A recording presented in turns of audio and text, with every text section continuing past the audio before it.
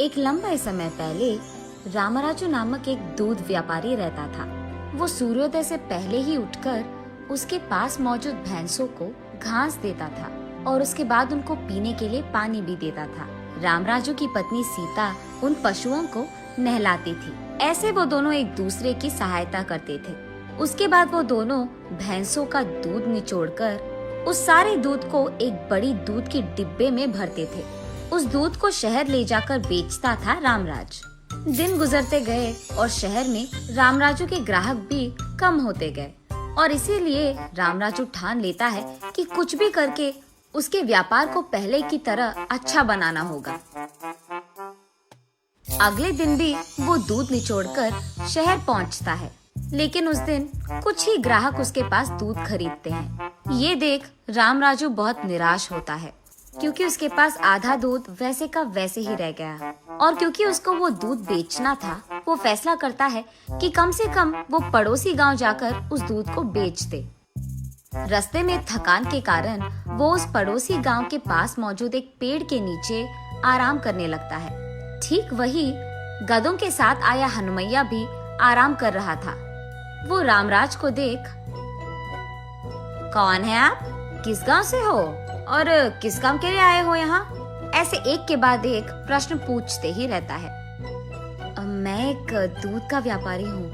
मैंने सोचा यहाँ दूध बेचूंगा, इसीलिए आया। थकान के कारण आराम करने के लिए इस पेड़ के नीचे बैठा हूँ बस। ऐसा क्या? लेकिन इस गांव में सबके पास पशुएं तो है, शायद आपसे दूध कोई नहीं खरीदेगा। अरे रे, हाँ क्या? तो आज ये सारा दूध व्यर्थ हो जाएगा क्या? ऐसे उसके मन में सोचता है रामराज। वैसे वो किसका दूध है? ये दूध तो घने भैंस के हैं। ओ, ऐसा क्या? लेकिन इस सारे आसपास गांव में सभी गधों को पालते हैं, इसलिए सब यहाँ गधे का ही दूध पीते हैं ना? चौंक कर रामराज, क्या गधे का दूध पीते हैं? अरे ऐसे क्यों चौंक गए? गधे का दूध तुम्हें सस्ता लगता है क्या? तुम्हें ये पता है गधे के दूध का मूल्य भैंस के दूध से कई ज्यादा है। फिर से चौंक जाता है रामराज।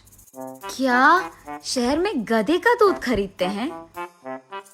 अरे हाँ, वहाँ तो गधे का दूध कोई नहीं बेचता ना, इसीलिए कुछ लोग तो शहर से यहाँ आकर दूध खरीद कर जाते हैं।